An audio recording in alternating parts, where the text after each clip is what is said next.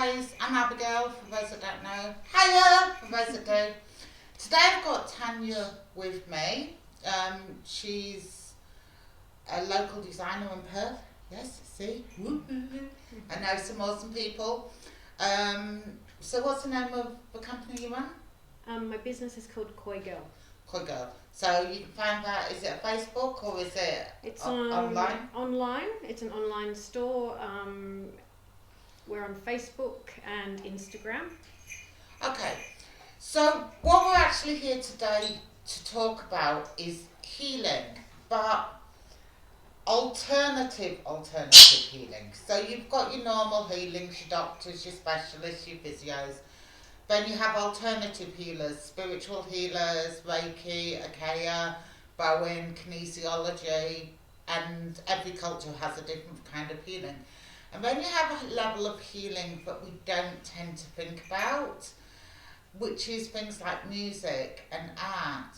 Hairdressers are a big one, to go and have your hair done, makeup. And so I wanted to address this one, mainly from something my daughter said. When I first started, my daughter was really young, and she said to me, "Mum, I'm a healer too, aren't I?" And I said, "How do you figure that?" And she said, "I make the sad children in class smile." And essentially that is what healing is. We can get caught up with all this ritual and all this stuff, and we forget how good something like what you do, how much it brings to not just the mental health but the physical health of someone. So Tanya has trained in healing with me. Do you feel you bring that into your work? I think so.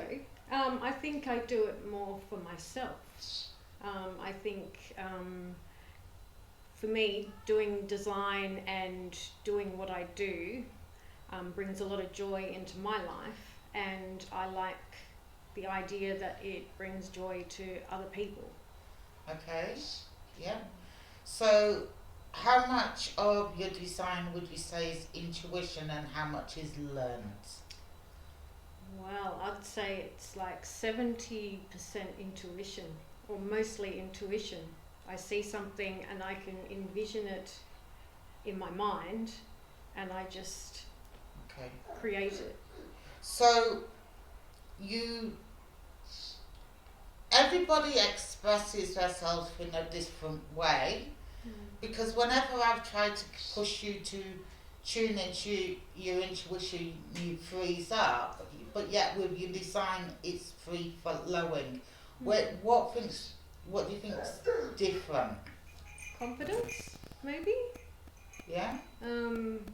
I guess that in my design work, I'm more confident and sure of myself, and more than anything in my life. So, yeah. So when it comes to alternative healing, I got a phone call this morning, really made my day, had a chat with a friend, perked me right up, motivated me to go and do the running around. And we have an ultra special guest. Yes, she's special, but not as special as the guest that we're about to show you. Maximus. I think we need to put him on video. So, sorry guys. So a while ago, I did a post on different familiars. Now this little chap is a very different familiar. Hello.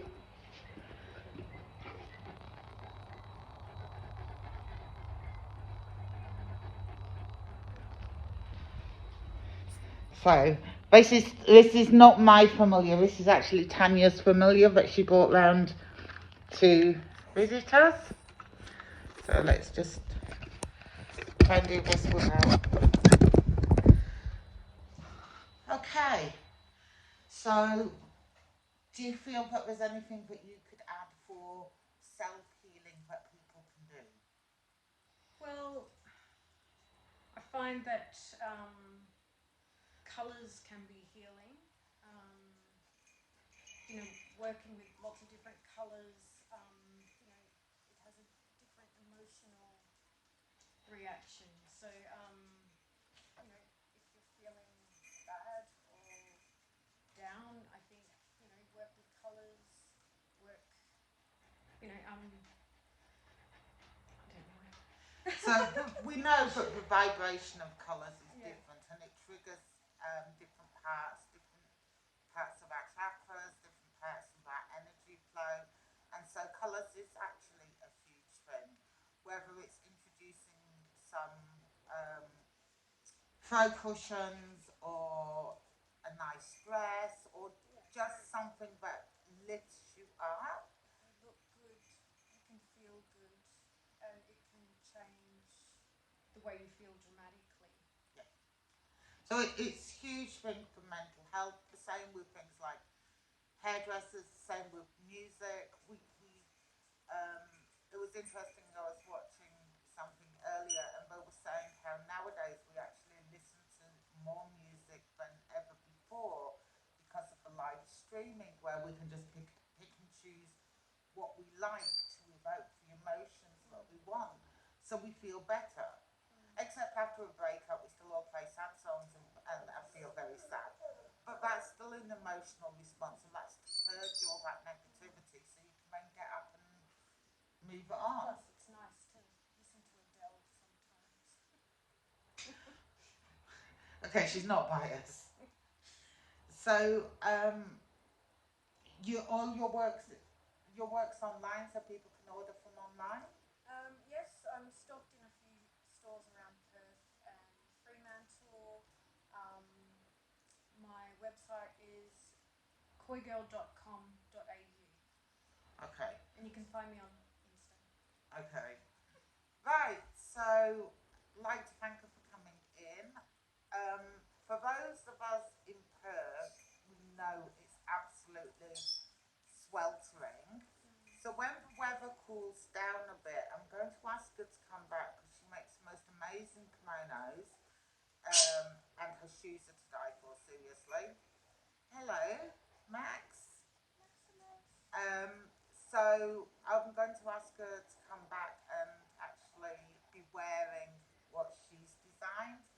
But right now it's about 35 degrees. Everybody in Perth's melting. My face is melting. Yeah, trying to put makeup on, you just like, it's melting down my neck as fast as I'm putting it on. So it does make a difference. So I'd like to thank you for coming in and sharing about you. Part of why I wanted Tanya in is that a lot of people feel very isolated when you're looking at alternative healing or psychic work, and we don't realise what a hugely diverse group of people we are that do this. It isn't just hippie type weirdos, it's highly intelligent, very creative, amazing people that are in this whole subculture. To me. Yeah. Thank you. You are very highly intelligent, and the common thread that runs through it all is it's usually extremely strong people, whether it's males, because males come through as well, or males or females. It was just this strength of character. Okay, I'd like to thank you for your time, and I will do the other healing one on um, hands-on healing. But don't forget that picking up a phone, ringing a friend, smiling, getting your hair done, wearing something that makes you feel good is all part of healing us, not just mentally but physically as well. Would you say that makes sense? Okay,